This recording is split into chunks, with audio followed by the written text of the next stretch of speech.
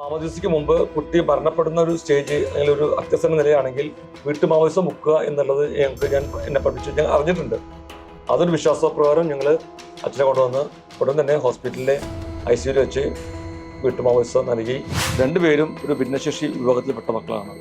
ആൻസി ഒരു ജന്മനാൽ വൈകല്യം, ഒരു സെറിബ്രൽ പാൾസി ഉള്ള ഒരു മകളാണെങ്കിൽ ഫെമി ഡൗൺ സിൻഡ്രോം എന്ന മെഡിക്കൽ പ്രകാരമുള്ള ഒരു അവസ്ഥയിലാണ്. അവൾക്ക് ഹാർട്ടിന് ഹോളായിരുന്നു. അങ്ങനെ എല്ലാം കൊണ്ടും ഞങ്ങൾ മാനസികമായിട്ട് ഞങ്ങൾ വിഷമിച്ചു. ജോലിയും വളരെയധികം മാനസികമായിട്ട് തകർന്നു. എന്നിരുന്നാലും ദൈവത്തിൻ്റെ വലിയ ആശ്രയവും ദൈവത്തിൻ്റെ വലിയ പരിപാലനയിലും ഞങ്ങൾ പിടിച്ചു നിന്നു. അപ്പം അങ്ങനെ ഒരു വയസ്സ് തികയ്ക്കുന്നതിന് മുൻപ് തന്നെ അവൾക്ക് ബ്രീത്തിൻ്റെ പ്രോബ്ലം വന്ന് ക്രിട്ടിക്കലായപ്പോഴേക്കും ഡോക്ടർ പറഞ്ഞു ഇനി വഹിക്കേണ്ട. അങ്ങനെ അമൃത ഹോസ്പിറ്റലിൽ അവൾക്ക് heart operation, open heart surgery ചെയ്യേണ്ടി വന്നു. ഞാൻ ഓർക്കുകയാണ്, 2017 നമ്മുടെ സീറോ മലബാർ സഭയുടെ കർദിനാൾ മാർ ജോർജ് ആലഞ്ചേരി മെത്രാപ്പോലീത്ത ഈ ഭവനം സന്ദർശിക്കാനായിട്ട് ഒരു സാഹചര്യം ഉണ്ടായി. അതിന് സാധ്യത അല്ലെങ്കിൽ അതിന് വഴിയൊരുക്കിയത് നമ്മുടെ പാലാരിവട്ടത്തുള്ള ലവൻ കെയർ എന്ന സ്ഥാപനം നടത്തുന്ന അതിൻ്റെ ഡയറക്ടർ ശ്രീ സാബു ജോസിൻ്റെ നേതൃത്വത്തിലും അദ്ദേഹത്തിൻ്റെ ഭാര്യ LC സാബുവും കൂടി നടത്തുന്ന ലവൻ കെയർ എന്ന ആ പ്രസ്ഥാനം, അത് വളരെയധികം ചാരിറ്റബിളായിട്ടുള്ള ജീവകാരുണ്യ പ്രസ്ഥാനങ്ങളിലൂടെ നടത്തുന്ന ഒരു സ്ഥാപനമാണ്. ആ ലവൻ കെയറിൻ്റെ നേതൃത്വത്തിൽ നമ്മുടെ ആലഞ്ചേരി മെത്രാപ്പോലീത്തയെ ഇവിടെ കൊണ്ടുവരാനും അതിൻ്റെ അടിസ്ഥാനത്തിൽ ഒരു ഭിന്നശേഷി സംഗമം, എനിക്ക് തോന്നുന്നു അത് കേരളത്തിൽ തന്നെ ആദ്യമായിട്ടായിരിക്കാം ഇതുപോലുള്ളൊരു ഭിന്നശേഷി സംഗമം നടത്തുവാനായിട്ട് ദൈവം അനുവദിച്ചു തന്നത്. അങ്ങനെ നമ്മൾ കർദിനാൾ ആലഞ്ചേരി പിതാവിൻ്റെ വലിയൊരു നല്ല മനസ്സോട് കൂടിയിട്ട് പിതാവ് തന്നെ പറഞ്ഞു ഞാൻ വരാം. അങ്ങനെ 2017 ജനുവരി 1-ാം തീയതി ഇവിടെ ഈ ഭവനത്തിൽ വെച്ച് ഉച്ചയ്ക്ക് 2:30 പിതാവ് വന്ന് അത് ഉദ്ഘാടനം ചെയ്തു. ഈ ഒരു ഭിന്നശേഷി സംഗമം വിജയിപ്പിക്കാനായിട്ട് ഞങ്ങൾ അതിനെക്കുറിച്ച് ആലോചിച്ചപ്പോൾ ശ്രീ സാബു ജോസിൻ്റെയും എൻ്റെയും ഒക്കെ താല്പര്യപ്രകാരം ഈ പരിസരത്തും ഈ ദേശത്തുള്ള ജാതി മതഭേദമന്യേ ഈ വിഭാഗത്തിൽപ്പെട്ട മക്കളെയും അവരുടെ കുടുംബാംഗങ്ങളെയും ഒരുമിപ്പിച്ച് ഈ സംഗമം വിജയമാക്കണമെന്നായിരുന്നു. അതുപ്രകാരം ഫെമി പഠിക്കുന്ന സ്റ്റാൻഡേർഡ് സ്പെഷ്യൽ സ്കൂളിലെയും ഞങ്ങൾ ഈ ചാത്തങ്ങോട്ട് റോഡ് ഈ പാലാരിവട്ടം മേഖലയിലുള്ള ഭിന്നശേഷി വിഭാഗത്തിൽപ്പെട്ട ആ കുടുംബങ്ങളെ പോയി സന്ദർശിക്കുകയും അവരറിയിക്കുകയും അവരുടെ ഈ പ്രചോദനം കൊണ്ട് അവരും എല്ലാവരും ഏകദേശം എനിക്ക് തോന്നുന്നു ഒരു 30-35 കുടുംബങ്ങൾ അന്നത്തെ ഈ സംഗമത്തിൽ പങ്കെടുത്തു. അതിൻ്റെ ഉദ്ഘാടനത്തിനായിട്ടും അതിൻ്റെ അധ്യക്ഷവേദിയിൽ NR മേനോൻ സാറ്, ഒരു അംഗവൈകല്യം സംഭവിച്ച വീൽചെയറിൽ സഞ്ചരിക്കുന്ന മേനോൻ സാറായിരുന്നു അതിനെ കുറിച്ച് നേതൃത്വം നൽകിയത്. അദ്ദേഹം ഈ ഭിന്നശേഷി മക്കൾക്ക് വേണ്ടിയിട്ട് വളരെയധികം പ്രവർത്തിക്കുകയും അവർക്ക് ഉള്ള സാധ്യതകൾ കണ്ടെത്തുകയും ചെയ്യുന്ന ഒരു വലിയ മഹാനായിരുന്നു അദ്ദേഹം ഉണ്ടായിരുന്നു. അങ്ങനെ ആ ഒരു ഭിന്നശേഷി സംഗമം ഇവിടെ നമ്മുടെ കർദിനാൾ മാർ ജോർജ് ആലഞ്ചേരി മെത്രാപ്പോലീത്തയുടെ അധ്യക്ഷതയിൽ കൂടാനും, ഒപ്പം തന്നെ അന്ന് എൻ്റെ കൂടെ ജോലിയുടെ ഫാദർ, അപ്പൻ, ഡാഡി ഇവിടെയുണ്ട്. അങ്ങനെ ആ ന്യൂ ഇയറിൻ്റെ പുതുവർഷത്തിൻ്റെ കേക്ക് ആൻസി, ഫെമിയും ഡാഡിയും കർദിനാളും ഒക്കെ കൂടി ഒരുമിച്ച് ഇവിടെ മുറിച്ച് അത് പങ്കുവയ്ക്കാനും ആ സംഗമത്തിൽ പങ്കെടുത്ത എല്ലാവർക്കും സന്തോഷം ഉൾക്കൊള്ളാനായിട്ട് സാധിച്ചു. ഈ ഒരു ഭിന്നശേഷി സംഗമം ഞങ്ങൾ ഉദ്ദേശിച്ചതിനേക്കാളും വളരെ മനോഹരമായിട്ട് നടത്താൻ സാധിച്ചു. ഞങ്ങൾ ഈ സ്ഥലത്തിനെ മദർ തെരേസ നഗർ എന്ന പേരിട്ടുകൊണ്ട് പിതാവിനെ ചാത്തങ്കോട്ട് റോട്ടിൽ നിന്ന് വാദ്യമേളങ്ങളിലൂടെ ആനയിച്ചിട്ടാണ് കൊണ്ടുവന്നത്. ആ ഒരു സംഗമവും ആ പശ്ചാത്തലവും പിതാവ് വളരെയധികം സന്തോഷിക്കുകയും വളരെ താല്പര്യം കാണിക്കുകയും അതിൽ നിന്ന് ഉരുത്തിരിഞ്ഞ ഒരു ആശയമായിരുന്നു ഭിന്നശേഷി മക്കളും അവരുടെ കുടുംബാംഗങ്ങളും ഒന്നിച്ച് താമസിക്കുന്ന ഒരു ഇടം അല്ലെങ്കിൽ ഒരു സ്ഥലം അവർക്ക് വേണ്ടി മാത്രമായിട്ട് നമുക്ക് ചിന്തിച്ചൂടെ എന്നുള്ള ആശയം പങ്കുവച്ചു. ആ ഒരു പ്രമേയം ഞങ്ങൾ ഇവിടെ അവതരിപ്പിച്ചു. അന്ന് വന്ന എല്ലാ മാതാപിതാക്കളും അതിനെ അനുകൂലമായിട്ട് സഹകരിച്ചു. അവരുടെ ആശയങ്ങൾ പങ്കുവച്ചു. അവരുടെ കുടുംബ പ്രശ്നങ്ങൾ, ഈ മക്കളെ കൊണ്ടുപോകുമ്പോൾ ഉണ്ടാകുന്ന ബുദ്ധിമുട്ടുകൾ ഇതെല്ലാം ഇവിടെ ഈ സംഗമത്തിൽ പങ്കുവയ്ക്കുകയും എല്ലാറ്റിൻ്റെയും പ്രശ്നങ്ങളും ഉൾക്കൊണ്ട് നമ്മുടെ ആലഞ്ചേരി പിതാവ് അതിനൊരു മറുപടി പറയുകയും പൂർണ്ണ സപ്പോർട്ട് ഞങ്ങൾക്കുള്ള അതിനുള്ള സഹകരണം സഭയുടെ ഭാഗത്തുനിന്നും ഔദ്യോഗികമായിട്ടും പേഴ്സണലായിട്ടും നൽകാമെന്നുള്ള വാഗ്ദാനവും നടത്തിയിട്ടാണ് കർദിനാൾ ഇവിടുന്ന് പോയത്. അതിൻ്റെ പശ്ചാത്തലത്തിൽ ഞങ്ങളൊരു നിവേദനം എറണാകുളം മംഗലം അതിരൂപതയുടെ അരമനയിൽ കൊണ്ടുപോയി കൊടുത്തു. സെബാസ്റ്റ്യൻ വടക്കുപാട് അച്ഛനെയാണ് അത് കൈമാറിയത്. പിന്നീട് അതിനെക്കുറിച്ച് ഞങ്ങൾ അന്വേഷിച്ചപ്പോൾ അതിൻ്റെ പ്രോസസ്സ് നടന്നുകൊണ്ടിരിക്കുകയാണ്. ഏകദേശം മലയാറ്റൂർ ഏരിയ ആ ഭാഗത്ത് ഒരു 3-4 ഏക്കർ സ്ഥലം ഇതിനായിട്ട് മാറ്റി വെച്ചു എന്നും അതിൻ്റെ രജിസ്ട്രേഷനും കാര്യങ്ങളൊക്കെ ആയിട്ട് മുന്നോട്ട് പോവുകയാണ് എന്നുള്ള ഒരു മറുപടി കിട്ടിയതിൽ ഞങ്ങൾ വളരെ സന്തോഷിച്ചു. ഞാൻ ഓർക്കുന്നു, ആ സമയത്ത് അവിടുത്തെ അരമനയിൽ ഇതിൻ്റെ ഫിനാൻഷ്യൽ ഓഫീസറായിട്ടുള്ള അച്ഛൻ റവറൻഡ് ഫാദർ ജോഷി പുതുവയാണ് എന്ന് ഞാൻ ഓർക്കുന്നു.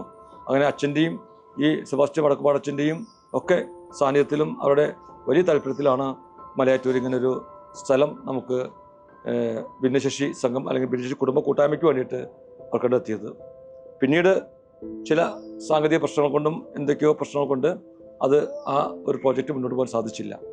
അങ്ങനെ ഞങ്ങൾ മനസ്സിലുള്ള ആ ഭിന്നശേഷി കുടുംബങ്ങളുടെ ഒരു കൂട്ടായ്മ അത് നമ്മുടെ എത്രയും വേഗം നമ്മുടെ രൂപതയിൽ വരണമെന്നും ഞങ്ങളെ പോലുള്ള മക്കളും കുടുംബങ്ങളുള്ള മാതാപിതാക്കളുടെ ഒരു വലിയൊരു ചോദ്യചിഹ്നമായിരുന്നു മാതാപിതാക്കളുടെ കാലശേഷം ഇതുപോലുള്ള മക്കൾ എങ്ങനെ മുന്നോട്ട് പോകും, ആര് അവരെ സംരക്ഷിക്കും, ആര് അവർക്ക് തുണയുണ്ടായിരിക്കും എന്ന ചോദ്യത്തിന് ഞങ്ങൾക്ക് ഉത്തരമില്ലാത്ത ഒരു ചോദ്യമായിരുന്നു.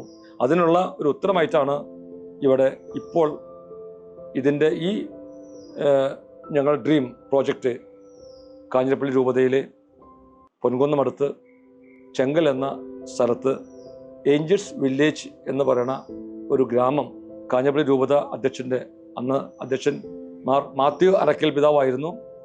അറക്കൽ പിതാവിൻ്റെ വലിയൊരു നേതൃത്വത്തിൽ അവിടുത്തെ ഡയറക്ടർ അച്ഛൻ റവറൻഡ് ഫാദർ റോയ് മാത്യു വടക്കേൽ അച്ഛൻ അത് ഏറ്റെടുത്ത് ആ ഒരു പ്രോജക്റ്റ് വളരെ മനോഹരമായിട്ട് പൂർത്തീകരിച്ചു, പരിഹരിപ്പിച്ചു.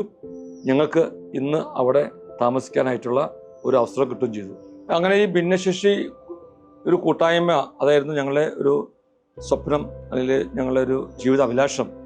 അതെവിടെയെങ്കിലും സാധിച്ചു കിട്ടണം. കാരണം ഈ ഭിന്നശേഷി മക്കളുള്ള കുടുംബത്തിലെ മാതാപിതാക്കൾ ഒരു കാലത്ത് നഷ്ടപ്പെട്ടു കഴിഞ്ഞാൽ ഈ മക്കൾക്ക് ഭാവി ജീവിതം സുരക്ഷിതമായിട്ട് എങ്ങനെ മുന്നോട്ട് പോകും, ആര് സംരക്ഷിക്കും? ഇതാണ് ഞങ്ങളുടെ മുന്നിലുള്ള ചോദ്യം. KCBC പ്രോ ലൈഫിൻ്റെ ഭാഗമായിട്ട് കാരുണ്യ യാത്ര നമ്മൾ കേരളം ഒട്ടാകെ നമ്മുടെ എല്ലാ രൂപതകളിലും സന്ദർശിക്കുവാനായിട്ടുള്ള ഒരു പദ്ധതി ഇട്ടിരുന്നു. അതും നമ്മുടെ ബഹുമാനപ്പെട്ട ശ്രീ സാബു ജോസിൻ്റെയും ആ പ്രോ ലൈഫ് കമ്മിറ്റിക്കാരുടെയും നേതൃത്വത്തിലായിരുന്നു. അതിലും എനിക്ക് കുറച്ച് പങ്കെടുക്കാനായിട്ട് സാധിച്ചു. ഞാനും അവരോടൊപ്പം സഹകരിച്ചു. അങ്ങനത്തെ ഒരു കാലഘട്ടത്തിലാണ് നമ്മുടെ ബഹുമാനപ്പെട്ട റോയ് അച്ഛനെ കാണുവാനായിട്ടും റോയ് അച്ഛനെ പരിചയപ്പെടാനായിട്ടും സാധിച്ചത്. അങ്ങനെ POCയിൽ വെച്ചിട്ടാണ് എനിക്ക് ഓർമ്മ. അവിടെ വെച്ചിട്ട് അച്ഛനെ ബന്ധപ്പെട്ടു. അതിനൊപ്പം തന്നെ ഒരു ഫാദർ പോൾ ചെറുപള്ളി ഇവിടെ സഹൃദയ അതിൻ്റെ ഡയറക്ടർ അച്ഛനായിരുന്നു. അച്ഛന് ഇതുവരെ ഒരു പ്രാവശ്യം എൻ്റെ വീട്ടിൽ വന്ന് ഇതുപോലുള്ള കാര്യങ്ങളൊക്കെ സംസാരിച്ചു. അപ്പോൾ ഈ എറണാകുളം മംഗലം അതിരൂപതയിലെ ഈ മലയാറ്റൂർ പ്രോജക്റ്റ് കുറച്ച് സ്ലോ ആയി അല്ലെങ്കിൽ മുന്നോട്ട് പോകുന്നില്ല എന്ന് അറിഞ്ഞപ്പോൾ പലരും അതിനെക്കുറിച്ച് അന്വേഷിക്കാൻ വന്നു. കാരണം എൻ്റെ ഈ ആത്മകഥ ശ്രീ സാബു ജോസിൻ്റെ നേതൃത്വത്തിൽ ശാലോം മാസികയിൽ ഇത് പ്രസിദ്ധീകരിച്ചിരുന്നു. അതിൽ എൻ്റെ ഫോൺ നമ്പർ ഞാൻ കൊടുത്ത കാരണം പലരും ഇത് വിളിച്ചന്വേഷിക്കുകയും പലരും ഇതേക്കുറിച്ച് ഈ ഡ്രീം പ്രോജക്റ്റ് എന്താണെന്ന് അന്വേഷിക്കുകയും ചെയ്തു. ഒപ്പം തന്നെ മാതൃഭൂമിയിലും രാഷ്ട്രദീപിയിലൊക്കെ ഈ ആർട്ടിക്കിൾ വന്നിരുന്നു. അങ്ങനെ പല പ്രാവശ്യമായിട്ട് ഈ ഒരു ഭിന്നശേഷി മക്കളും അവരുടെ കുടുംബാംഗങ്ങളും ഒന്നിച്ച് താമസിക്കുന്ന പ്രോജക്റ്റിനെ കുറിച്ച് വളരെയധികം പ്രചാരത്തിൽ എത്തിക്കഴിഞ്ഞു. അങ്ങനെ ഇരിക്കുമ്പോഴാണ് ഞാൻ റോയച്ചായിട്ട് ഞാൻ കണ്ടുമുട്ടുന്നതും ഇതേക്കുറിച്ച് ചർച്ച ചെയ്യുന്നതും. അങ്ങനെ റോയച്ച എൻ്റെ വീട്ടിൽ വരുന്നു. ഞങ്ങൾ ഇവിടെ പലയിടത്തുള്ള സോഫിയ ബുക്ക് സ്റ്റാൾ നടത്തുന്ന ശ്രീ ജോൺ തെങ്ങമ്പള്ളിയിൽ എന്ന അദ്ദേഹത്തിൻ്റെ 2 ആൺകുട്ടികളുണ്ടായിരുന്നു. അവരൊക്കെ ആയിട്ട് ഞങ്ങൾ ആലോചിച്ച് അന്ന് എൻ്റെ വികാരിയച്ഛൻ റവറൻഡ് ഡോക്ടർ ജോർജ് നെല്ലിശ്ശേരിയച്ഛനായിരുന്നു. നെല്ലിശ്ശേരിയച്ഛനാണ് എന്നോട് പറഞ്ഞത്, ബേബി ഇവിടെ ഈ സോഫിയ ബുക്ക് സ്റ്റാൾ നടത്തുന്ന ശാലോം ഡയറക്ടറായ ജോൺ തെങ്ങമ്പള്ളി പോയി കാണുക, അദ്ദേഹത്തിന് 2 മക്കളുണ്ട്, അദ്ദേഹമായിട്ട് ഈ പ്രോജക്റ്റ് മുന്നോട്ട് കൊണ്ട് സാധിക്കും. അങ്ങനെ നെല്ലിശ്ശേരിയച്ഛൻ്റെ ഒരു പ്രചോദനം കൂടി ഉണ്ടായിരുന്നു. അങ്ങനെയാണ് ജോൺ അങ്കിളിനെ കാണുന്നതും ഞങ്ങൾ ഈ ആശയം പങ്കുവയ്ക്കുന്നതും പിന്നീട് അത് കാഞ്ഞിരപ്പള്ളി രൂപതയിലേക്ക് റോയച്ച മുഖാന്തരം അത് ആരംഭിക്കുകയും ചെയ്തത്. ഞാൻ എൻ്റെ ഈ ജീവിതകഥ സൺഡേ ശാലോമിൽ പ്രസിദ്ധീകരിച്ചതിന് ശേഷവും മാതൃഭൂമിയിലും രാഷ്ട്രീയം വന്ന ശേഷം പലരും എന്നെ വിളിക്കുകയും ഇവിടെ വരികയും അതിൽ നാനാജാതി മതസ്ഥരുണ്ടായിരുന്നു. അങ്ങനെ ദിലീപൻ, ഞാൻ ഓർക്കുന്നു, ദിലീപൻ ഇവിടെ പറവൂർ ഭാഗത്തുള്ള ദിലീപൻ, ഈ ജോൺ തെങ്ങമ്പള്ളി, പിന്നെ ഒരു കുര്യാക്കോസ് ചേട്ടൻ നമ്മുടെ വാഴക്കാല, അങ്ങനെ കുറച്ച് ഒരു 4-5 ഫാമിലികൾ ആയിട്ട് ഞങ്ങൾ ഇതിനും മുന്നോട്ട് പോയത്. അതിനുശേഷം ഞങ്ങൾ സ്വന്തമായിട്ട്, കാരണം ഈ പ്രോജക്റ്റ് മലയാറ്റൂർ പ്രോജക്റ്റ് എറണാകുളം അങ്കമ്പലി അതിരൂപതയുടെ പ്രോജക്റ്റ് മുന്നോട്ട് പോകില്ല എന്നുള്ള ഒരു ഘട്ടം വന്നപ്പോൾ ഞാനും ജോൺ തെങ്ങമ്പള്ളിയും അദ്ദേഹം കൂടിയിട്ട് ഞങ്ങൾ ചാലക്കുടി മലയാറ്റൂർ ഭാഗത്തൊക്കെ ഞങ്ങൾ സ്വന്തമായിട്ട് പൈസ മുടക്കി ഒരു 2-3 കോടിയുടെ പ്രോപ്പർട്ടി വാങ്ങി സ്വന്തമായി നടത്താമെന്നൊക്കെ ഞങ്ങൾ ചിന്ത വന്നു. അതിനെ പലരും സ്ഥലം ഓഫർ ചെയ്യാമെന്നൊക്കെ പറഞ്ഞു. പക്ഷെ അതൊക്കെ നടന്നില്ല, മുന്നോട്ട് പോകാൻ സാധിച്ചില്ല. ദൈവത്തിൻ്റെ പദ്ധതി അതല്ല. പദ്ധതി ഇവിടെയാണ്, കാഞ്ഞിരപ്പള്ളി രൂപതയിലാണ്. അത് റോയച്ചൻ്റെ നേതൃത്വത്തിൽ അന്ന് തുടങ്ങി വെച്ചു. ഇന്ന് അതിൻ്റെ പൂർത്തീകരണം കഴിഞ്ഞു. ഏതാണ്ട് ഒരു 7-8 ഏക്കർ സ്ഥലത്ത് ഈ ചെങ്കൽ എന്ന ദേശത്ത് ഏഞ്ചൽസ് വില്ലേജും ഏഞ്ചൽസ് ഹോമും, അതാണ് ഞങ്ങളുടെ ഭവന പദ്ധതി. അവിടെ ഒരു 20 വീട് പണി പൂർത്തീകരിച്ചു. ഞങ്ങളെ ഈ പരിചയപ്പെട്ട കുര്യാക്കോസ് ചേട്ടനും ജോൺ തെങ്ങമ്പള്ളി ചേട്ടനും ഞാനും ഇപ്പോൾ അവിടെ താമസിക്കുന്നുണ്ട്. പുറമെ മറ്റ് പല കുടുംബങ്ങളും അവിടെ ഇപ്പോൾ താമസമാക്കിയിട്ടുണ്ട്. ഇതിൻ്റെ കുറിച്ച് കൂടുതൽ ഞങ്ങൾക്ക് ഇങ്ങനെ ഒരു സെപ്പറേറ്റ് ആയിട്ടുള്ള ഒരു ഭിന്നശേഷി കുടുംബ കൂട്ടായ്മ വേണമെന്നുള്ളതിൻ്റെ പ്രധാനപ്പെട്ട ഭാഗം എന്താ വെച്ചാൽ, ഞങ്ങളിവിടെ ദിവസം തോറും ഈ മക്കളെ പ്രതി ഞങ്ങൾക്ക് ഉണ്ടാകുന്ന ബുദ്ധിമുട്ടുകൾ, ഇപ്പോൾ എൻ്റെ 2 പെൺമക്കളാണ്. അതിൽ മൂത്ത ആൻസി മാത്രമേ വൈകല്യത്തോടെ, അല്ലെങ്കിൽ സ്വന്തമായിട്ട് അവൾക്ക് ഒന്നും ചെയ്യാൻ പറ്റാത്ത അവസ്ഥയിൽ അവൾക്ക് പരസായം ഇല്ലാണ്ടൊന്നും ചെയ്യാൻ പറ്റില്ല. അപ്പോൾ അവളുടെ ആ ബർത്ത് ഡേറ്റ് തൊട്ട് ഞങ്ങൾക്കൊരു ഡോക്ടർ ഹിന്റ് വന്നിരുന്നു, ഇവളുടെ ഈ അവസ്ഥയിൽ അവൾ ശാരീരികമായിട്ട് വളരാൻ ബുദ്ധിമുട്ടുണ്ടാകും. കാരണം അവൾക്കുണ്ടായിട്ടുള്ള ബ്രെയിൻ ഹാമറേജ് അല്ലെങ്കിൽ ബ്രെയിൻ ഡാമേജ് 3 സ്ഥലത്തുണ്ടായിരുന്ന ആ ബ്ലഡ് ക്ലോട്ട് അവളുടെ ഫിസിക്കൽ സൈഡിലാണ് എഫക്റ്റ് ചെയ്തിട്ടുള്ളത്. അത് അവൾക്ക് വലത്തെ കയ്യിലും വലത്തെ ഭാഗത്തുള്ള പ്രശ്നമാണ്. അപ്പോൾ അതുകൊണ്ട് അവളുടെ ജീവിതയാത്രയിൽ പല കുറവുണ്ടായിരിക്കും. നിങ്ങളത് മാനേജ് ചെയ്ത് കൊണ്ടുപോകണം. ഇന്നേ വരെ അവൾക്ക് സ്വയം എഴുന്നേറ്റിരിക്കാനോ നിൽക്കാനോ അല്ലെങ്കിൽ ഒന്ന് നടക്കാൻ പോലും സാധിക്കാതെ ആ ഒരു വീൽ ചെയറിലും ആ ഒരു സ്പെഷ്യൽ മേശയിലും ഇരുന്നാണ് അവളുടെ ജീവിതം അവൾ തള്ളി നിൽക്കുന്നത്. അവൾക്ക് ആൻസിയുടെ യഥാർത്ഥ ഒരു ജീവിതം എന്ന് പറഞ്ഞാൽ പ്രാർത്ഥനാ ജീവിതമാണ്. അധിക സമയം ടി വിയിൽ കൂടെ ശാലം ചാനല്, ഗുഡ്നെസ്, ഷക്കീന, ഈ 3 ചാനലിൽ കൂടിയുള്ള നമ്മുടെ സഭയുടെയും പ്രാർത്ഥനകളുടെയും വിശുദ്ധ കുർബാനയുടെയും അതിലാണ് കൂടുതൽ അവൾക്ക് താല്പര്യം. ഒപ്പം തന്നെ നമ്മുടെ കുടുംബ പ്രാർത്ഥനയും അവളുടെ സ്വയംപ്രേരിത പ്രാർത്ഥനയും. അങ്ങനെ പ്രാർത്ഥനാ ജീവിതമാണ് സമയം കൂടുതൽ കണ്ടെത്തുന്നത്. നേരെ മറിച്ച് ഫെമിയുടെ ജീവിതം എന്ന് പറഞ്ഞാൽ അവൾ കൂടുതൽ സമയം സിനിമയും പാട്ടും ഡാൻസും, അതാണ് അവൾക്ക് താല്പര്യം. എന്നിരുന്നാലും ഫെമിയുടെ ഇഷ്ടത്തിന് വിപരീതമായിട്ട് ആൻസി ഒന്നും ചെയ്യാറില്ല. അവളുടെ കാര്യം കഴിഞ്ഞ് ബാക്കിയുള്ള സമയം മാത്രമേ, ഫെമി സ്കൂളിൽ പോയതിനു ശേഷം മാത്രം ആൻസി ടി വിയിൽ അവളുടെ മറ്റ് ഭക്തിപരമായ കാര്യങ്ങളിൽ അവൾ കാണാറുള്ളൂ. ഈ നിമിഷം വരെ ഇപ്പോഴും രാവിലെ 5:30-6 മണിക്ക് എഴുന്നേറ്റ് കഴിഞ്ഞാൽ 6 മണിയുടെ ആരാധനയെ, 6:30 കുർബാന, അത് കഴിഞ്ഞാൽ 7:30 നൊവേന, 8 മണിക്ക് ലത്തി കുർബാന, 9:30 സീറോ സഭയുടെ കുർബാന. അതിനുശേഷമേ അവൾ ബ്രേക്ക്ഫാസ്റ്റ് കഴിക്കാറുള്ളൂ. 10:30 കഴിഞ്ഞിട്ടേ അവൾ ബ്രേക്ക്ഫാസ്റ്റ് അവൾ ചെയ്യാറുള്ളൂ. അതൊരു കൃത്യനിഷ്ഠമായിട്ട് പോകും. അതിനുശേഷം പിന്നീട് സമയങ്ങളിൽ സിനിമയും പാട്ടും കഴിഞ്ഞാൽ ഉച്ചയ്ക്ക് ശേഷം 2:30 വീണ്ടും ഈ പ്രാർത്ഥനയുണ്ട്, സപ്ര പോലത്തെ പ്രാർത്ഥനയുണ്ട്. 3 മണിക്ക് കരണക്കൊന്ത കുരിശിൻ്റെ വഴി, അത് ശാലോമിലുണ്ട്, അത് മുടങ്ങാതെ കാണും. അതിനുശേഷം 3 മണിക്ക് കരണക്കൊന്തയുടെ കൂടെ ഷക്കീന ചാനലിൽ 4 വരെ ആരാധനയുണ്ട്. പിന്നീട് അവളുടെ 6:30 ഞങ്ങളുടെ പ്രാർത്ഥന, അവരുടെ വിളക്ക് മേടിച്ചിട്ടുള്ള പ്രാർത്ഥന, 7 മണിക്ക് ജപമാല. അത് കഴിഞ്ഞാൽ വീണ്ടും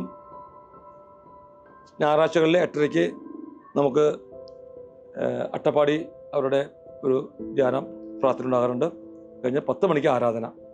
അത് കഴിഞ്ഞ് 10:30 ശേഷമേ ഞങ്ങൾ സാധാരണ ഉറങ്ങാറുള്ളൂ. ഈ ഭിന്നശേഷി മക്കൾ അത് 2 തരത്തിലുണ്ട്. ഞാൻ വീണ്ടും പറയുന്നു, ഒന്ന് മാനസികമായിട്ട് ബുദ്ധി ഇല്ലാത്ത ഒരു വിഭാഗം, ശാരീരികമായിട്ട് അവർക്ക് സ്വയം ചെയ്യാൻ പറ്റാത്ത, പരസഹായം ഇല്ലാണ്ട് ചെയ്യാൻ പറ്റുന്ന ആ ഒരു വിഭാഗം. 2 വിഭാഗത്തിൽപ്പെട്ടവരാണ് എൻ്റെ കൂടെയുള്ളത്. അതിനൊപ്പം തന്നെയായിരുന്നു ജോളിയുടെ അപ്പൻ പ്രായാധിക്യത്താൽ വളരെയധികം കഷ്ടപ്പെട്ട് ബുദ്ധിമുട്ടുന്ന ഒരു സാഹചര്യത്തിൽ എൻ്റെ കൂടെ ഉണ്ടായിരുന്നത്. ഒപ്പം ജോലിക്കുണ്ടായ അസുഖങ്ങൾ, ഇതൊക്കെ വെച്ച് എങ്ങനെയൊക്കെയോ ജീവിതം മുന്നോട്ട് വളരെ ഭംഗിയായിട്ട് കൊണ്ടുപോകാൻ സാധിച്ചു. ഈ ഭിന്നശേഷി മക്കളുള്ള മറ്റു കുടുംബങ്ങളിലുള്ള മാതാപിതാക്കളുടെ വിഷമങ്ങൾ ആലോചിക്കുമ്പോൾ അല്ലെങ്കിൽ അവരുടെ ബുദ്ധിമുട്ട് കാണുമ്പോൾ എൻ്റെ ബുദ്ധിമുട്ട് ഒന്നുമല്ല. കാരണം ഇതൊക്കെ എനിക്ക് മാനേജ് ചെയ്യാൻ പറ്റുന്ന അല്ലെങ്കിൽ ഞങ്ങൾക്ക് കൊണ്ടുപോകാൻ പറ്റുന്ന രീതിയിലുള്ള വൈകല്യങ്ങളുള്ളൂ. പക്ഷേ വളരെ വയലൻ്റായിട്ടും എടുത്തെറിയുന്ന ആ ഒരു പ്രകൃതിയുള്ള മക്കളൊക്കെ ഉള്ളിടത്ത് വലിയ കഷ്ടമാണ്. ഞാനിപ്പോൾ ഏഞ്ചൽസ് വില്ലേജിൽ താമസിക്കുമ്പോൾ അവിടെയുള്ള ബോർഡിങ്ങിൽ താമസിക്കുന്ന 18 വയസ്സ് താഴെയുള്ള കുട്ടികളും 18 വയസ്സ് മുകളിലുള്ള കുട്ടികളും 2 വിഭാഗമായിട്ടുള്ള ബോർഡിംഗ് കുട്ടികളുണ്ട്. അതിൽ തന്നെ പല കുട്ടികളും വയലൻ്റായിട്ട് പാത്രങ്ങൾ എറിയുന്നതും കിട്ടിയ സാധനങ്ങൾ തിന്നുന്നതും എന്താ തിന്നുന്നത് അവർ നോക്കാറില്ല. അവർ വിസർജിച്ച മലം പോലും അവർ കഴിക്കുന്ന മക്കൾ അവിടെ താമസിക്കുന്നുണ്ട്. സിസ്റ്റേഴ്സാണ് അവർക്ക് പൂർണ്ണമായും അവർ സംരക്ഷിക്കുന്നത്. ഒരു പരിധി വരെ അവർ നോക്കുന്നുണ്ട്. അപ്പോൾ ഇങ്ങനെയുള്ള കുടുംബങ്ങളിൽ ഉണ്ടാകുന്ന ബുദ്ധിമുട്ടുകൾ, പലരും ഡ്രസ്സ് ഇടാൻ ഇഷ്ടപ്പെടില്ല. എന്ത് ഡ്രസ്സ് ഇട്ടാലും ഈവൻ സ്നഗ്ഗി പോലെ ഡയപ്പർ പോലെ കെട്ടിയാലും അത് വലിച്ചു കീറും. ഒരു ഡ്രസ്സും ഇടാൻ ഇഷ്ടപ്പെടുന്നില്ല. അങ്ങനെയുള്ള കുട്ടികളിലൊക്കെ ഉള്ളപ്പോൾ അവരെയൊക്കെ പുറത്ത് കൊണ്ടുപോകാനോ അവരെ ഒരു ഇരുട്ടുമുറിയിൽ കെട്ടിയിട്ട് ചങ്ങലിട്ട് കിടക്കുന്ന രീതിയിലുള്ള മക്കളുണ്ട്. നമ്മുടെ ഈ മക്കളെ കൊണ്ടുള്ള നമ്മുടെ ജീവിതത്തിൽ ഞാൻ പെട്ടെന്ന് ഓർക്കുകയാണ്,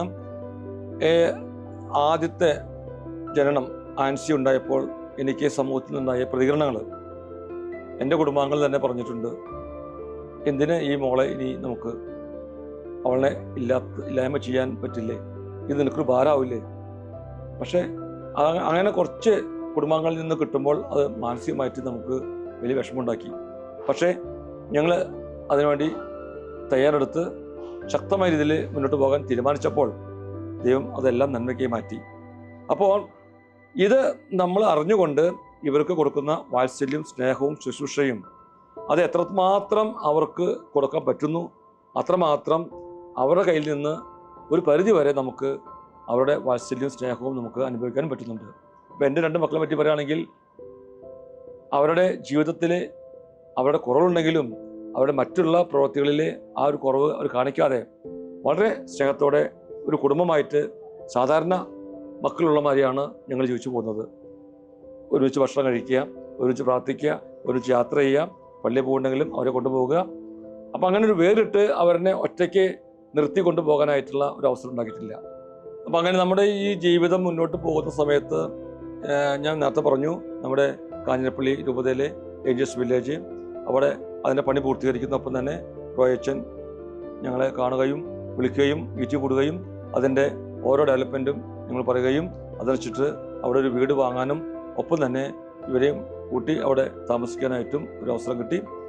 ഇത് എൻ്റെ മണ്ണിൽ ഞാൻ പറഞ്ഞു 2017 ഈ ഒരു പ്രോജക്റ്റ് വന്നപ്പോൾ ആ സമയം തൊട്ട് ഞാൻ ഇങ്ങനെ ആലോചിച്ചിട്ടുള്ളതാണ്, എവിടെയെങ്കിലും ഇവരെ ഒരുമിച്ച് താമസിക്കണം. അപ്പോൾ എൻ്റെ ഈ ബിസിനസ് മുന്നോട്ട് പോയിക്കൊണ്ടിരിക്കുകയാണ്. യാതൊരു തരത്തിലുള്ള വിഷമങ്ങളോ ബുദ്ധിമുട്ടുകളോ ഞാൻ അത് എടുത്തു പറയുകയാണെങ്കിൽ എനിക്ക് പറയാനുള്ളത്,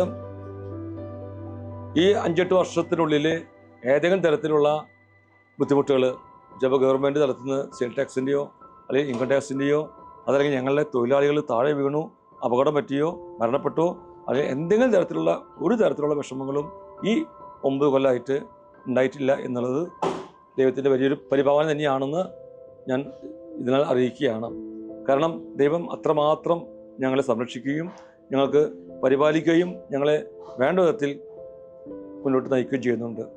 അപ്പോൾ ഈ സാഹചര്യത്തിൽ ഞാൻ എൻ്റെ മക്കളോടൊപ്പം ഈ കൂട്ടായ്മയിൽ, ഈ ഭിന്നശേഷി മക്കളുടെ കൂട്ടായ്മയിൽ ഞാനും ഒരു ഭാഗമാകുന്നതിൻ്റെ ഭാഗമായിട്ടാണ് ഇങ്ങനെ കാഞ്ഞിരപ്പള്ളിയിൽ പോകേണ്ടി വരും. അങ്ങനെ വരുമ്പോൾ എൻ്റെ ഈ ബിസിനസ് മുന്നോട്ട് കൊണ്ടുപോകാൻ പ്രശ്നങ്ങൾ വരും. പക്ഷേ ഓരോ ദിവസവും മക്കൾ ഫോൺ ചെയ്തിട്ടും അതുപോലെ തന്നെ ഞാൻ ഉച്ചയ്ക്ക് ഭക്ഷണം കഴിക്കാൻ വരുമ്പോഴൊക്കെ അവരുടെ വാത്സല്യവും അവരുടെ സ്നേഹപ്രകടനങ്ങളും നമുക്ക് കൂടുതൽ ശക്തി പകരുകയാണ്. അങ്ങനെ അവരുടെ പ്രചോദനമാണ് എൻ്റെ ഈ ബിസിനസ്സിൻ്റെ വളർച്ചയിലും ഉയർച്ചയിലും ഭാഗമായിട്ടുള്ളത്. അതൊരിക്കലും പറയാൻ പറ്റില്ല.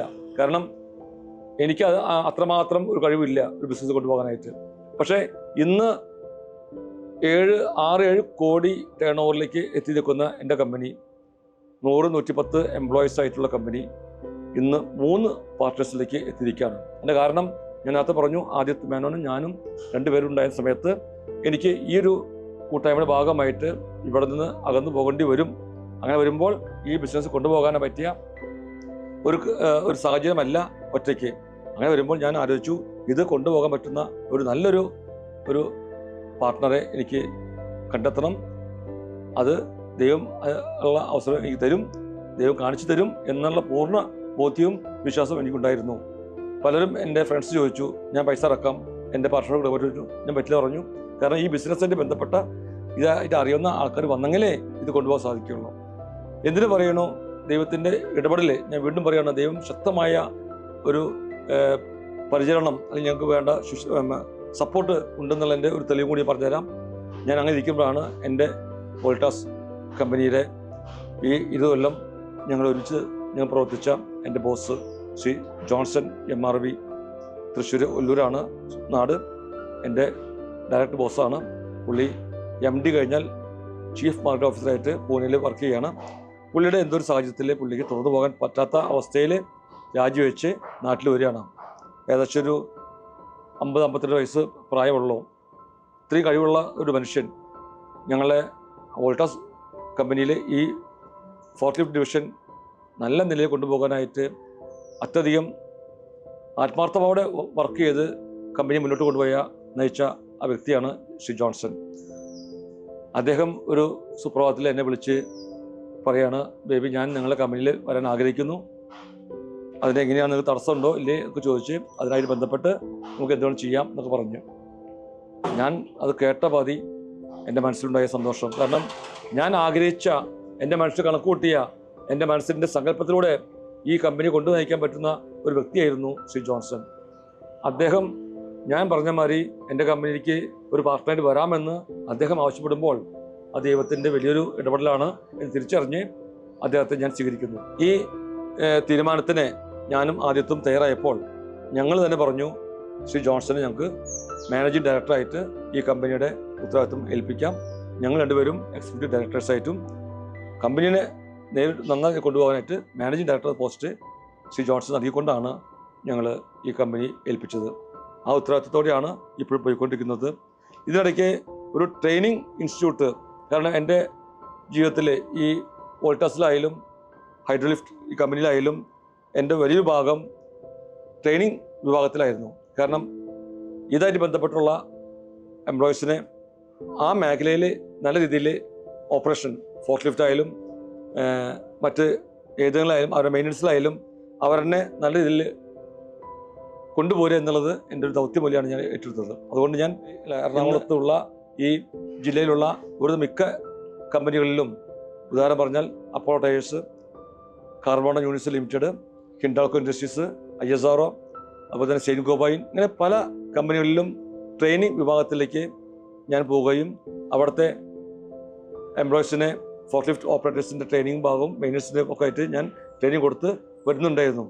അപ്പോൾ അതിൻ്റെ ഭാഗമായിട്ട് ഈ കമ്പനിയുടെ പേരിൽ ഒരു ഇൻസ്റ്റിറ്റ്യൂട്ട് വേണമെന്ന് ഞാൻ ശ്രീ സാബിയോസായിട്ട് ഞാൻ സംസാരിച്ചു. ഉടനെ അദ്ദേഹത്തിൻ്റെ പോസിറ്റീവായിട്ടുള്ള മറുപടി, എത്രയും വേഗം അത് നമുക്ക് നടപ്പിലാക്കണം, അത് ദൈവത്തിൻ്റെ. പക്ഷേ സാബിയോസ് പറഞ്ഞ ഒരു കാര്യം ഞാൻ ആവർത്തിച്ച് പറയുകയാണ്, എന്തിൻ്റെ പിന്നിലും പ്രാർത്ഥന ആവശ്യമാണ്. ഏതു കാര്യം നമ്മൾ നടത്തുന്നുണ്ടെങ്കിൽ നമ്മൾ ഈ കാര്യങ്ങൾ സമർപ്പിച്ച് ദൈവസന്നിധിയിൽ പ്രാർത്ഥിച്ചുകൊണ്ട് നമ്മൾ ഒരുങ്ങുമ്പോൾ അത് ദൈവ നിശ്ചയപ്രകാരം മുന്നോട്ട് പോകാനാണെങ്കിൽ അത് മുന്നോട്ട് പോകും, ഒരു തടസ്സം ഉണ്ടാവില്ല എന്ന് വളരെയധികം എനിക്ക് തെളിയിച്ചു കിട്ടിയിട്ടുള്ളതാണ് എൻ്റെ ജീവിതം.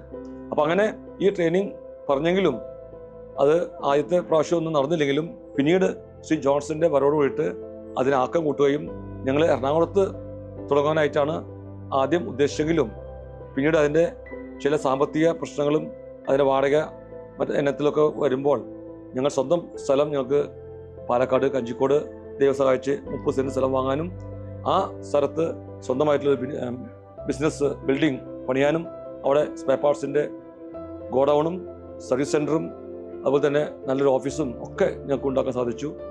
ആ സ്ഥലത്ത് തന്നെ ഞങ്ങൾക്കിപ്പോൾ ഒരു ട്രെയിനിങ് ഇൻസ്റ്റിറ്റ്യൂട്ട് തുടങ്ങാനായിട്ട് അതിൻ്റെ പേരിട്ടുള്ളത് ഞങ്ങളുടെ 3 പാർട്ട്നേഴ്സിൻ്റെയും ആദ്യത്തെ അക്ഷരം, ആദ്യത്തിൻ്റെ A, ബേബിയുടെ B, ജോൺസന്റെ J, ABJ forklift academic institute എന്ന പേരിലാണ് കഴിഞ്ഞ ഏപ്രിൽ 4-ാം തീയതി പാലക്കാട് അത് ഉദ്ഘാടനം ചെയ്തത്. എൻ്റെ എല്ലാ സ്ഥാപനങ്ങളും നമ്മുടെ സഭ നിയമപ്രകാരം നമ്മുടെ ബഹുമാനപ്പെട്ട വൈദികർ വന്ന് ബ്ലസ് ചെയ്ത് ആസ്വദിച്ചിട്ടാണ് ഓരോ സ്ഥാപനങ്ങളും മുന്നോട്ട് പോയിട്ടുള്ളത്. അതിൻ്റെ ആയിട്ടുള്ള ഗുണങ്ങൾ, ആ ദൈവാനുഗ്രഹം നമ്മളത് അനുഭവിക്കുന്നുണ്ട്. അങ്ങനെ ആ ഇൻസ്റ്റിറ്റ്യൂട്ട് ആരംഭിക്കുന്നതൊപ്പം തന്നെ ഇപ്പോൾ ഒരു 5-10 കുട്ടികൾ അവിടെ നിന്ന് ആ ട്രെയിനിങ് ഫീസ് കൊടുത്തുകൊണ്ട് അവർക്ക് ലൈസൻസ് വാങ്ങാനും ലൈസൻസ് കിട്ടിയവരൊക്കെ വന്ന് അത് തുടർന്ന് പോയിക്കൊണ്ടിരിക്കുകയാണ്. അതൊരു പുതിയൊരു സംരംഭമാണ്. ഞങ്ങളെ ഈ കമ്പനിയുടെ രണ്ടാമത്തെ ഒരു കമ്പനിയായിട്ടാണ് അതിനെ ഞങ്ങൾ രജിസ്റ്റർ ചെയ്തിട്ടുള്ളത്. ആദ്യത്തെ കമ്പനി ഹൈഡ്രോലിഫ്റ്റ് സർവീസസ് പ്രൈവറ്റ് ലിമിറ്റഡ്, രണ്ടാമത്തെ കമ്പനിയല്ല, അതൊരു ട്രെയിനിങ് ഇൻസ്റ്റിറ്റ്യൂട്ടാണ്.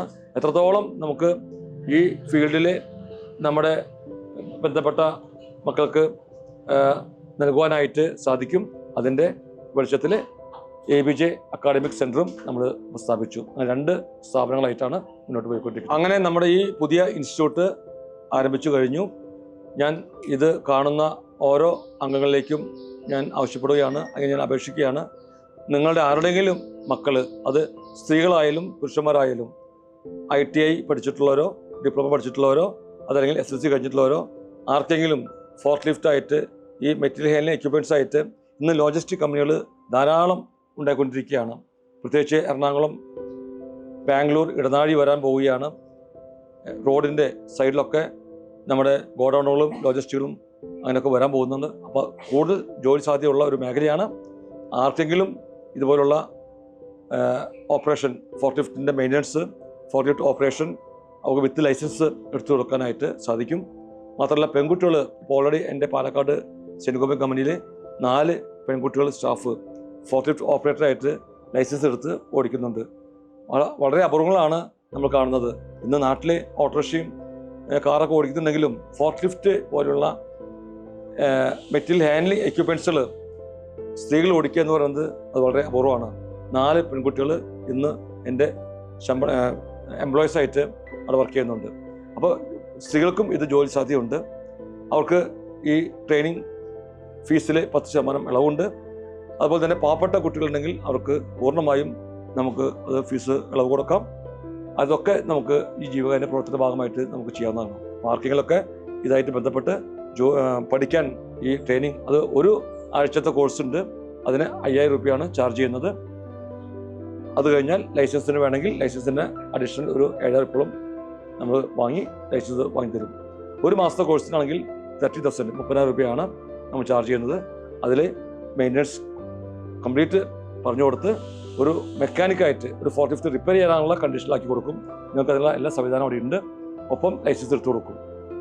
3 മാസത്തെ കോഴ്സാണെങ്കിൽ അത് സെൻട്രൽ ഗവൺമെൻറ്റിൻ്റെയും കേരള സ്റ്റേറ്റ് ഗവൺമെൻറ്റിൻ്റെയും സർട്ടിഫിക്കറ്റോട് കൂടിയിട്ടുള്ള കോഴ്സാണ്.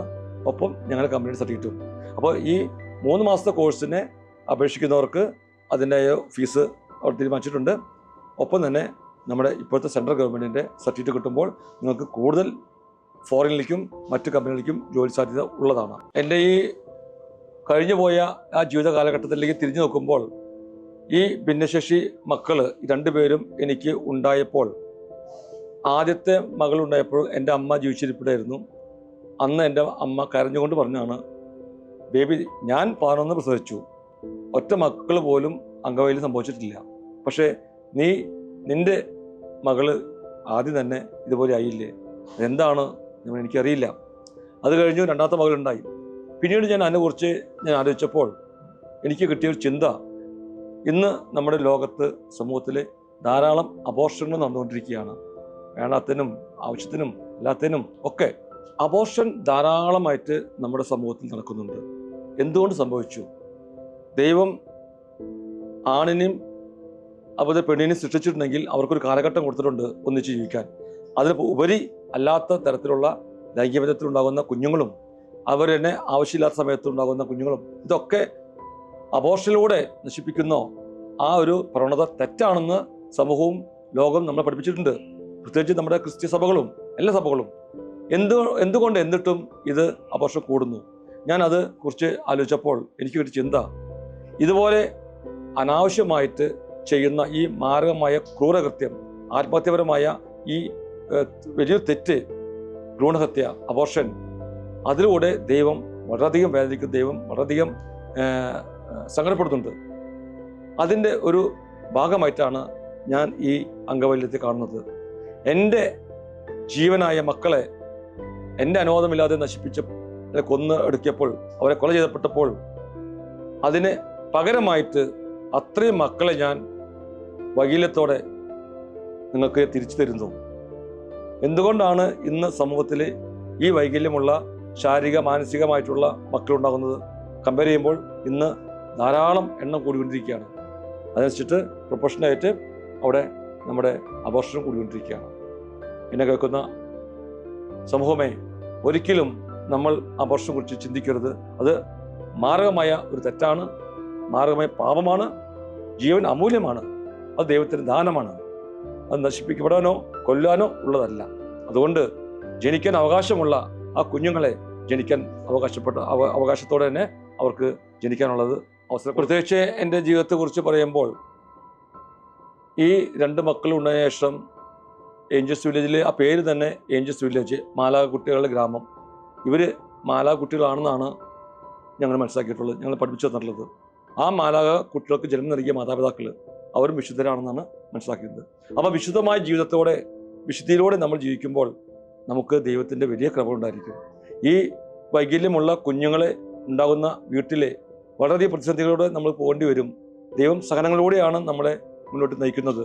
ആ സഹനങ്ങളെ തരണം ചെയ്യാനും, ആ സഹനം ഉൾക്കൊള്ളാനും, ആ സഹന ജീവിതത്തിലൂടെ നമ്മൾ ജീവിക്കുമ്പോൾ അത് ദൈവത്തിൻ്റെ വലിയ ദാനമായിട്ടും ദൈവ അനുഗ്രഹമായിട്ടും കാണുവാനായിട്ടും, എത്ര വലിയ പ്രതിസന്ധി ഘട്ടങ്ങളിലായാലും ഈ മക്കളിലുള്ള കുടുംബങ്ങൾ എന്നും ദൈവത്തിൻ്റെ വലിയ ഒരു അനുഗ്രഹമായിട്ട് മാറും. അതേപോലെ തന്നെ ഇതുപോലെയുള്ള ചിന്ത പങ്കുവയ്ക്കുന്ന സിനിമകൾ, ദ ഫേസ് എന്ന നമ്മുടെ റാണി മരിയയുടെ ഒരു ജീവരക്തസാക്ഷ്യത്തിൻ്റെ സിനിമ വന്നു. എന്തുമാത്രം അത് ഉൾക്കൊള്ളാനായിട്ടുള്ള കഥ അതിലുണ്ട്. അതുപോലെ തന്നെ ഈ ഭിന്നശേഷി വിഭാഗത്തിൽപ്പെട്ട മക്കൾക്ക് വേണ്ടി സമൂഹത്തിനെ പരിചയപ്പെടുത്താനായിട്ട് ചിറക് എന്ന കോഴിക്കോട് സങ്കീർത്തന തിയേറ്ററിൻ്റെ ഒരു നാടകം ഇവിടെ അവതരിപ്പിക്കുന്നത് ഞാൻ അറിഞ്ഞു. ഞാനും പോയിരുന്നു, POCയിലായിരുന്നു. വളരെ മനോഹരമായിട്ട് ആ ചിത്രം, ഈ പറഞ്ഞ ഭിന്നശേഷി ഒരു മകൾ ഉണ്ടായിരുന്ന ആ മകളുടെ ജീവിതത്തിനെ ആസ്പദമാക്കിയിട്ടുണ്ടാക്കിയ ആ ഒരു നാടകം അതിമനോഹരമായിട്ട് ചിത്രീകരിച്ചിട്ടുണ്ട്. ഇതുപോലുള്ള നാടകങ്ങൾ നമ്മൾ കൂടുതൽ പ്രോത്സാഹിപ്പിക്കണം. ആ നാടകം കാണാൻ ഞാനും പോയിരുന്നു. ആ നാടകത്തിൻ്റെ സ്റ്റേജിൽ വെച്ച് ഭിന്നശേഷി ഉള്ള 2 മക്കളുള്ള എന്നെ പ്രത്യേകിച്ച് അവർ പേരെടുത്ത് വിളിച്ച് എന്നെ ആദരിക്കുകയും കൂടി ചെയ്തു. കാരണം അത് സമൂഹത്തിന് ചെയ്യാവുന്ന ഏറ്റവും വലിയ ഒരു നന്മയാണത്. ഇതുപോലുള്ള കുടുംബങ്ങളിൽ പോയി സന്ദർശിക്കുകയും അവർക്ക് വേണ്ട കാര്യങ്ങൾ പറഞ്ഞ് മനസ്സിലാക്കി കൊടുത്ത്, എപ്പോഴും മാനസികമായിട്ടും അവർക്ക് ശാരീരികമായിട്ടും സാമ്പത്തികമായിട്ടും ഒക്കെ നമ്മൾ കൊടുക്കുന്ന വലിയ സംഭാവനകൾ, അത് നമ്മുടെ ഒരു വിസിറ്റ്, സന്ദർശനമായിരിക്കാം, ചിലപ്പോൾ നമ്മുടെ 2 വാക്കുകൾ ആയിരിക്കാം, ചിലപ്പോൾ നമ്മുടെ ചെറിയ സഹായമായിരിക്കാം അവരെ പിടിച്ചു നിർത്താനായിട്ട്. അങ്ങനെയുള്ള കുടുംബങ്ങളെ നമ്മൾ കൂടുതലായിട്ട് നമ്മൾ സഹായിക്കാനായിട്ടുള്ള നല്ല മനസ്സുണ്ടാകണം. ഈ വലിയ കുടുംബങ്ങളെയും ഇതുപോലെ നമ്മൾ ആചരിക്കണം, അവരെ നമ്മൾ ബഹുമാനിക്കണം, ആദരിക്കണം. കാരണം ഇന്ന് സമൂഹത്തിൽ യുവ തലമുറ ഇല്ലാത്ത അവസ്ഥയിലേക്കും വിവാഹം കഴിക്കാൻ പറ്റാത്ത അവസ്ഥയിലേക്കും പോയിക്കൊണ്ടിരിക്കുകയാണ്. ഞങ്ങളെ മക്കൾക്ക് വിവാഹം എന്ന കൂതാശ ഇല്ലെങ്കിലും ആ മക്കളെ ഞങ്ങൾ സ്വന്തം മക്കൾ അവരുടെ ജീവിതത്തിലേക്ക്, അവരുടെ മരണം വരെ അവരെ നമ്മൾ സ്നേഹത്തോടെ അവരെ വളർത്തിക്കൊണ്ടുപോകാനായിട്ടുള്ള കടമ ഉണ്ട് എന്ന് തിരിച്ചറിഞ്ഞുകൊണ്ട് അവരെ ചേർത്ത് പിടിച്ചുകൊണ്ട് നമ്മൾ മുന്നോട്ട് പോവുകയാണ്. ഇതുപോലെയുള്ള ഈ ഭിന്നശേഷി മക്കളും അതുപോലെ തന്നെ ഇതേ തരത്തിലുള്ള മറ്റ് പല മേഖലകളിലും പ്രവർത്തിക്കുന്ന അനേകം നല്ല മനസ്സുള്ള വൈദികരും സിസ്റ്റേഴ്സും ഉണ്ട്. പ്രത്യേകിച്ച് ഫാദർ റോയ് മാത്യു വടക്കിൽ അച്ഛൻ്റെ നല്ല ഒരു പ്രവർത്തനങ്ങൾക്ക്, നല്ലൊരു ഇനിഷ്യേറ്റീവ് സ്വന്തം മക്കളെ പോലെയാണ് ചേർത്ത് പിടിച്ച് അവർ കൊണ്ടുപോകുന്നത്. ഇതുപോലുള്ള ധാരാളം വൈദികർ നമ്മുടെ സമൂഹത്തിലുണ്ട്, സിസ്റ്റേഴ്സുണ്ട്, നല്ല അൽമായരുണ്ട്. അവർക്കൊക്കെ ഇതുപോലുള്ള ജീവകാരുണ്യ പ്രവർത്തനങ്ങളും ഇതുപോലുള്ള ഈ മേഖലയിൽ പ്രവർത്തിക്കാനും ദൈവം അവർ സമൃദ്ധം അനുഗ്രഹിക്കട്ടെ. ഇവർ നമ്മുടെ സഭയുടെയും സമൂഹത്തിന് അതൊരു മുതൽക്കൂട്ടായി മാറട്ടെ എന്നുകൂടി ആശംസിക്കുന്നു.